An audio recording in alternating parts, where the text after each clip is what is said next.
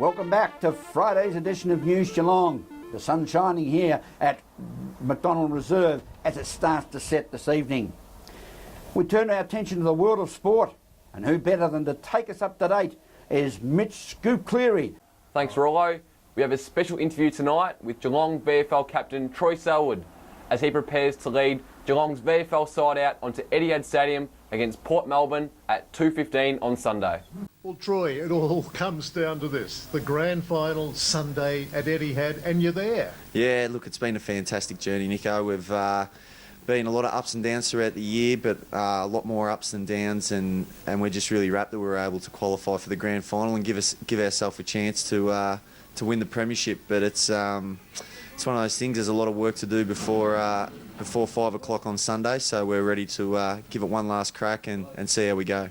Well, you've got the experience, of course, of Port Melbourne, finals contenders always, and your run and carry. I see that as perhaps your greatest weapon against Port Melbourne. Yeah, look, we do. We finally get them out at Etihad Stadium, which is a bit more of a neutral venue, and it's a quick venue, which I think will really suit some of our, especially our midfield. They like to run and carry the ball and be bold and brave with the way they move the ball. So I think it's a fantastic opportunity for us on Sunday at Etihad to really test Port's defence and see how quickly we can move the ball forward and give our forwards a chance one-on-one against their defenders.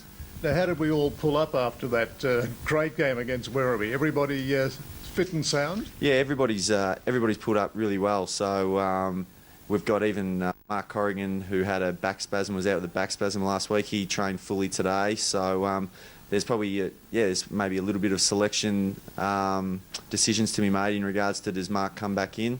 So we'll wait and see on that. But we've got 22 fit and firing players that'll be out there on Sunday. Well, you're carrying a bit of a shiner there. You don't remember when that happened during that fierce game against Werribee? Yeah, look, at Port Melbourne, there's it's very tight and very, very small ground, so there's a lot of bodies and arms and elbows flying everywhere. So there was probably one of the collisions that gave me a bit of a shiner. But look, I'm sure that'll come down by Sunday, and it's not causing me too much grief. Well, it was a great game. It ebbed and flowed quite a bit, and they came at you in the last quarter. There was a few tense moments. Yeah, look, we always knew they were going to. They've had 14 days off. They were really fresh, and they're a fantastic side. We knew that we'd played the better footy for the best part of the 3 quarters leading up to it, and we knew that at some stage they were just going to get the flow on, and we just needed to try and hold the fort. Probably didn't hold as well as what we would have liked, but in saying that, we learned a lot from that last quarter as well. But most importantly, we learnt more so from the first 3 quarters and the way we got our lead out to 5 or 6 goals and were able to hold it for most of the game. So I think we really deserve to be in the grand final this week. Well, you do. It's been a wonderful season, and I look at the posters around town. Wojo, it'll be his last game. I'm sure you'll do something special for him as well on Sunday. Yeah, look, he's been fantastic. Both him and we always talk about Wojo and Shannon Burns and what they've given to the VFL team this year, and it's just a fantastic opportunity for some of our young boys to play with Wojo in his last game of football in Cats colours. So we're really going to be striving hard to send him out on a positive note and a fantastic note, and the way he should be remembered at the footy club. So he's really excited. We're really excited to be a part of this occasion for him.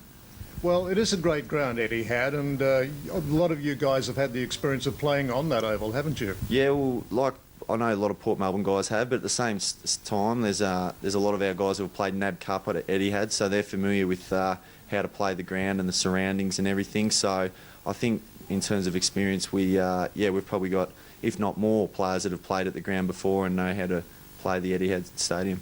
Well, let's hope you get enough on the scoreboard to bring home the premiership. It would be a great triumph for Matthew Knights, and yourself as captain of the side. It would be a nice way to cap off a great year. Yeah, thank you very much. We're can't come quick enough, but we're just going to relax for the next couple of days, soak it all in, and work hard, extremely hard for that 2.5 hours, and play as a team and play the way we have all year, and hopefully be rewarded at the end of it. Thanks, Troy, and good luck for Sunday. Now we speak to Geelong Racing Club Development Manager John Dunn for all the action from last Friday's race meeting on the synthetic track, the last before it turns to turf for the upcoming Spring Carnival. Racing here at Geelong last Friday afternoon, the last meeting on the synthetic track for the year, back on the turf and grand final eve, of course. Meanwhile, on Friday afternoon, we hadn't seen too much of Mark Kavanagh during the winter.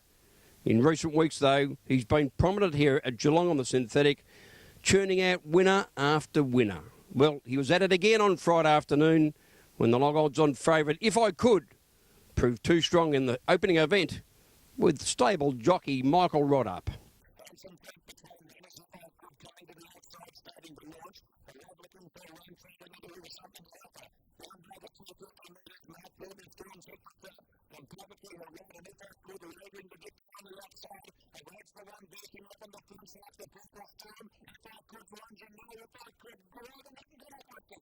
The Noel Phillips trained galloper 4 Days of My Life ran a good third first up here a couple of weeks ago behind Champagne Tales. Well, it was a good form line.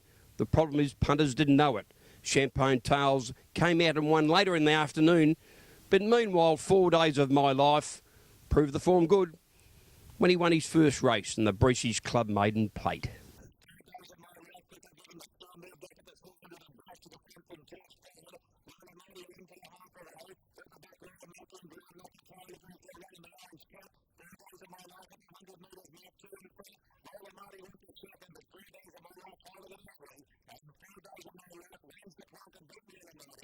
It certainly was a big afternoon for young Cranbourne trainer Rebecca Gribble. She prepared her first winner when the old mare Shantuzi did the right thing by Rebecca in the BC3 Thoroughbreds Maiden Plate.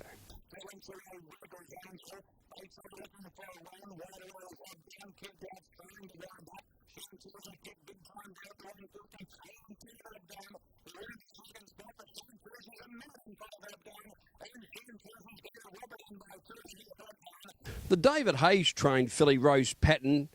She'd been campaigning during the autumn at Caulfield and she was by no means disgraced back then. So first up on the synthetic, her class told out in the final event when she prevailed with a big win in the last race on the synthetic for the year.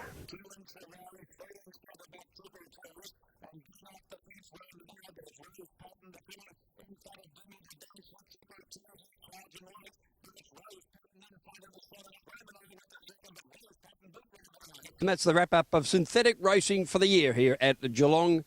Our first race meeting back on the turf, of course, is our big grand final eve race meeting next Friday afternoon. And back to you, Mitch, or should I say, Captain Nervous. Thanks, JD. Full of confidence. And now we turn our attention to the GFL Grand Final tomorrow between South Barwon and Bell Park. And what better way to grab an interview here at South Barwon with one of their players who will do battle tomorrow. I've been there before, just know how to prepare and get ready for another grand final and just try and calm the young kids down. And yourself, feel settled and looking forward to the open spaces of Cardinia Park? Yeah, can't wait, mate. It's always a great feeling running out there for finals time. We're pretty privileged to be able to use Simmons Stadium for our final series, so look forward to getting out there, and the day looks like being a good one as well. Wellesley, you always seem to pull something out of the bag in the big ones, be it on the when you're on battling for the ball on the ground, in the air, kicking for goal. The ones you should kick sometimes miss. The ones you shouldn't kick, you do kick. Are you feeling comfortable with the balance of the team going into this one?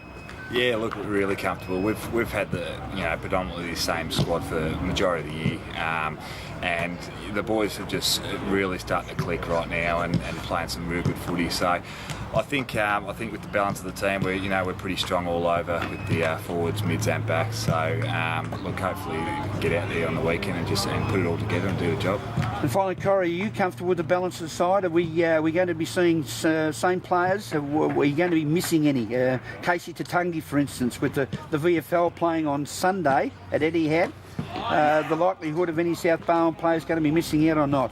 No, probably the most unfortunate one at this stage is probably Reece Woods, who broke his thumb, I think it was around 16 or 17. He had to have surgery on that. We're hoping he might get some good news and not be able to have surgery till after the season, but he's probably the most unfortunate one for us. He was in fantastic form throughout the year and carried a lot of the workload with those VFL guys as she went up. But at this stage now, I think at this stage we're waiting on tomorrow the VFL, and the only one will be probably my brother, that we'll wait and see. But look, he's in a great dilemma. He gets to either play in grand final here, or he gets to play in a grand final on Sunday, so not a bad way to be. That's all we have time for on Sport tonight.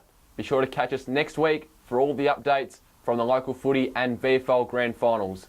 But for now, it's back to you, Rollo. Thanks, Mitch. Oh, sorry, I mean Captain Nervous.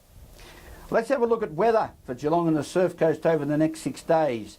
Tomorrow, Saturday, all-important day, will be partly cloudy with areas of fog early in the morning, then some light isolated showers on the Surf Coast at night. We've got a top of a comfortable 21. Perfect day for footy. Sunday, starting off the last full week of September, partly cloudy with isolated showers on the top of 16. On Monday, again partly cloudy with a chance of showers during the morning with a top of 15. Looking at Tuesday, a nice day for the opening competition day of midweek pennant bowls here in Geelong and the region, partly cloudy with a top of 19 degrees. Wednesday will continue with partly cloudy conditions and a top of 23, getting nice and warm. While Thursday will also see partly cloudy conditions, a 10% chance of isolated showers and a top of 19. That's the weather for Geelong and the Surf Coast over the next 6 days. Thanks for being with us on News Geelong this Friday night. Enjoy your weekend. To our good friend, a legend of Geelong football, Don Matheson. Been in hospital, not well, Don, but let's hope you're back on your feet and about soon. And to you, Don, remember, take your time and smell the flowers. Have an enjoyable evening, a safe weekend, and a very good night.